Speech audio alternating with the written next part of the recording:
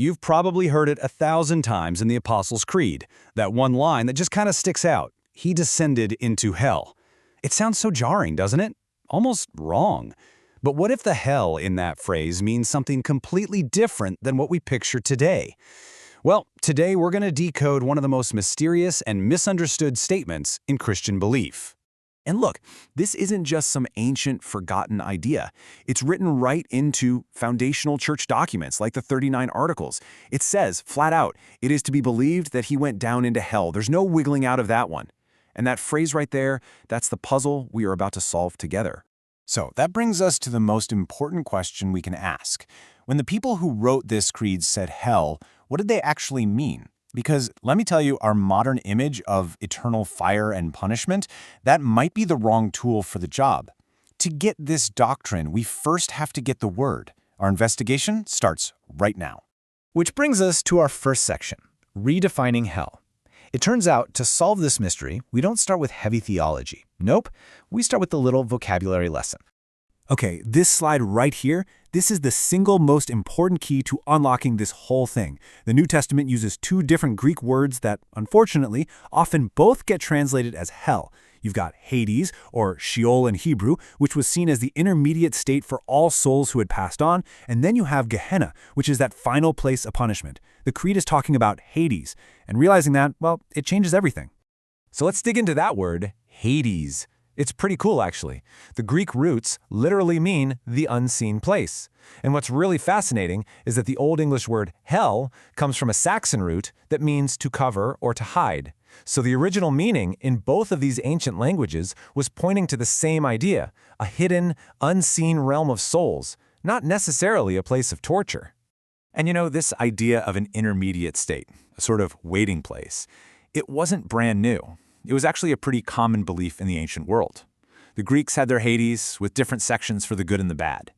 The Jewish concept of Sheol was really similar, with a good side they called Abraham's bosom and a side for suffering. So the early Christians didn't invent this out of thin air. They adopted this existing framework, seeing Hades as the holding place for all souls before the final judgment. Okay, so we've got the place down. It's Hades, the unseen realm. That brings us to part 2, the doctrine of descent. What does the Bible actually say happened when Christ went there? So this is the heart of it right here. The doctrine isn't saying Christ's soul went to the place of final punishment to suffer more. Not at all. It's saying that in the time between his death and his resurrection, his fully human soul did what all human souls did back then. It went to Hades, the realm of departed spirits. Now, the biblical proof for this really comes into focus in the book of Acts. The Apostle Peter is explaining the resurrection, and he quotes this prophecy about Christ. Now notice the two distinct parts of this verse. His soul was not left in Hades, and his flesh did not see corruption. Peter is showing everyone that this was a two-part miracle, the reunion of a soul from Hades with a body from the tomb. So why was this such a big deal for the early church? Well, because it was this powerful confirmation of Christ's full humanity. First, it proved he had a real human soul that could separate from his body, just like ours does. Second, it showed he didn't just look like he died. No, he truly, fully experienced death, meeting every single condition. And finally, by having his soul actually return from Hades, he proved his victory wasn't just over the grave, but over death itself. And that leads us to our third big question. We've talked about the what and the where, but now we have to explore the why. What was the actual point of this whole descent? Let's just put the question right out there. If the whole purpose wasn't to suffer more, because all the suffering was finished on the cross, then what exactly was he doing down there in the realm of the dead? You know, church thinkers have been wrestling with this for centuries, and you can kind of see how the thinking evolved over time. The earliest church fathers believed Christ went there so that all the Old Testament saints, the patriarchs and prophets, could finally share in his victory. Then, a bit later, guys like Origen took it a step further, suggesting he actually went to deliver the souls of the righteous and lead them out of Hades into paradise. Augustine even wondered if Christ preached there, offering salvation to some who are in torment. But, you know, even with all those different ideas floating around, there was one core belief that just about everyone held on to, and it's this. The main reason Christ's soul descended to Hades was to fully and completely experience every single aspect of human death, right before he blew it all away with his resurrection.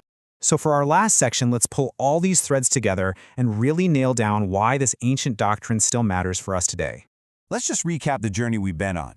We started by questioning what we thought hell meant. Then we redefined Hades as that intermediate place. From there, we saw how the descent was this incredible proof of Christ's humanity. And finally, we explored the incredible purpose behind it all. And that brings us to the biggest takeaway of all. That jarring phrase, "he descended into hell," isn't about a side trip into a place of punishment. No, it's a profound statement about the completeness of Christ's humanity and the absolute totality of his victory. He didn't just conquer the grave, he conquered the entire realm of death. So I'll leave you with this final challenging thought. In our modern culture, we tend to see the afterlife as a simple, instant choice, heaven or hell. So how does this ancient, more complex view of an intermediate state maybe challenge our own ideas about what really happens in the moments after we die? Something to think about.